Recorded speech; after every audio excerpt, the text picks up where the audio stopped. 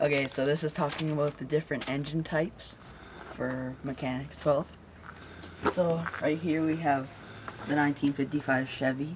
This is a 235 stove bolt 6-cylinder combustion engine. It's gas, and yeah, it has a single barrel carburetor. Yeah, 6-cylinder like I said before, and yeah, so that's what's that one. Newer technology. This is a 1965 Mustang with a 39 V8. So yeah, it has a 4-barrel carburetor, and yeah, so this is also a gas engine, combustion engine, and yeah, it has a little bit higher compression than the Chevy engine, and yeah, so a little bit newer technology. So I'm just going to tell you a little bit about how it runs, how this gas 4-stroke, it's a 4-stroke engine, runs. So it takes in air through this air filter into the carburetor. The carburetor mixes, it puts fuel into the air, so it's a fuel-air mixture. Then it goes in down through the intake manifold, and then through the intake goes into, there's a intake port in the head for each cylinder, and so it goes into there, then into the cylinder. And so for the 4 strokes of the engine, it's intake, so it's taking in the air fuel mixture, and then compression, so the piston is coming up in the cylinder and compressing the air fuel mixture. All the valves close and compresses the air fuel mixture into the top of the cylinder. And then power is the third one. It's spark from the spark plug, and then it ignites everything, and it pushes the piston back down into the cylinder, and then exhaust, and then it comes out these exhaust ports here. These are the headers on the engine. And yeah, so a little bit about the electrical system on it. So yeah, it has spark plugs. Your spark plug wires comes from the distributor cap. The distributor runs off of the camshaft spinning, and it spins a rotor inside of here, and then it sparks, it sends electricity to each of these spark plug wires in, I think on a Ford it's counterclockwise rotation. And so yeah, also here is the coil.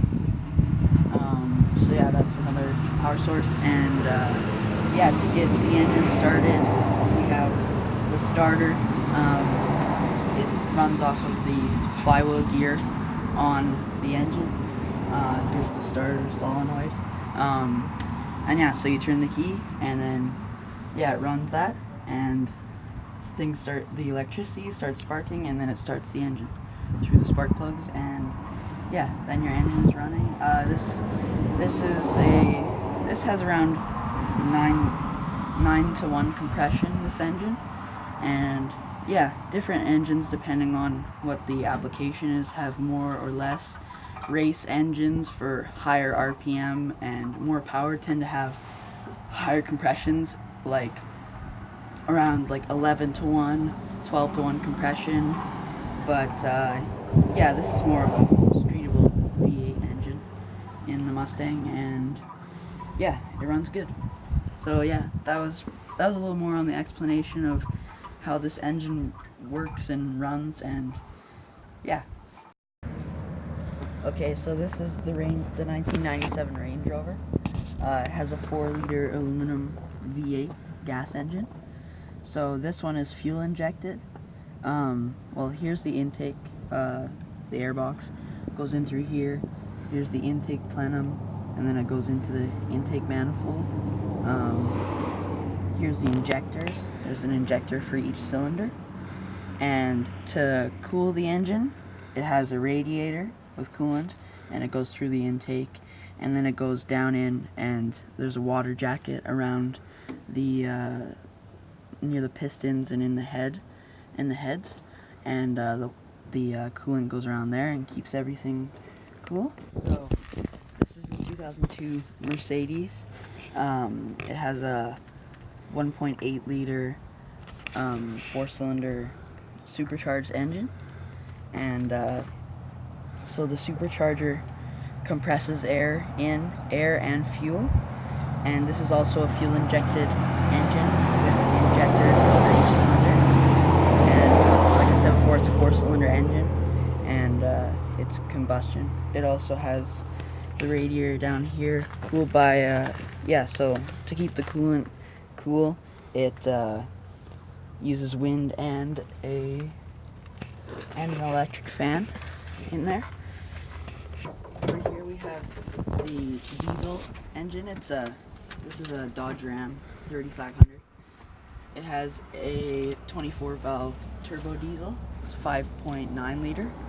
And so the diesel, it runs off of compression, and to get it started, it also has glow plugs. It doesn't have any spark plugs or anything. And same thing, it has a really big radiator back in here to keep everything cool. And this is also turbocharged, so it has a turbo that runs off of the exhaust, actually spins the turbo and gets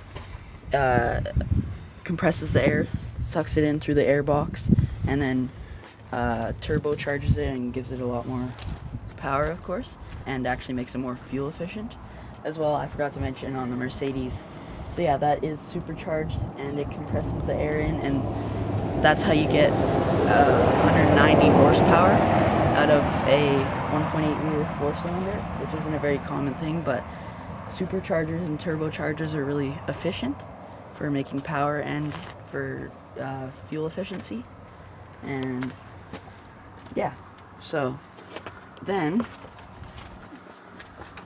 over here we have our snowmobiles. This Yamaha is a 4-stroke snowmobile.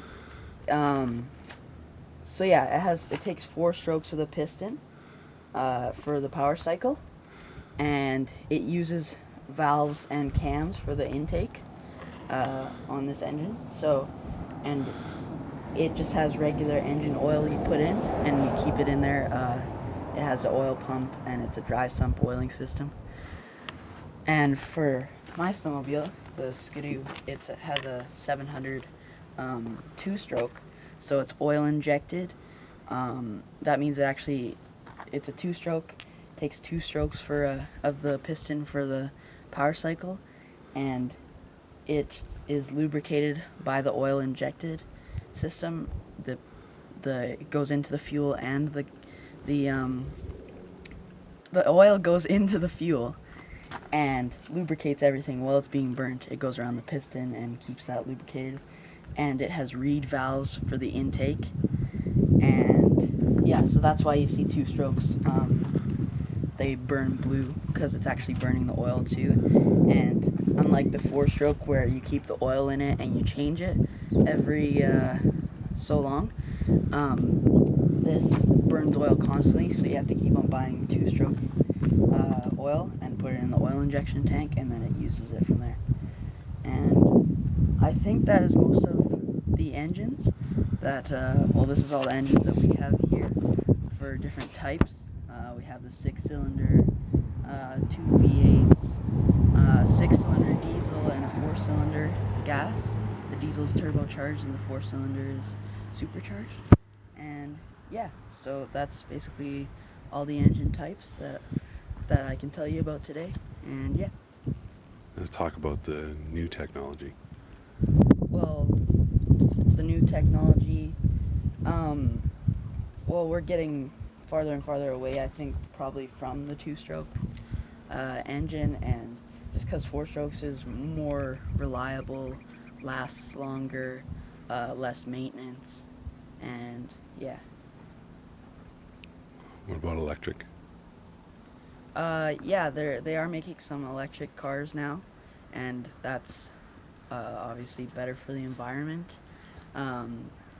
Doesn't burn any gases and release it into the atmosphere. So yeah, and also you can actually get pretty powerful electric engines, and since they don't take any time to, like, I don't know how you put it, like spool up or anything, so like it's instant torque, and yeah, so they can also be better. They're making electric dirt bikes now, and different electric vehicles, like I said before, and yeah. So yeah, that was my mechanics video on different engine types, and that's what I can tell you about today. And yeah, thanks.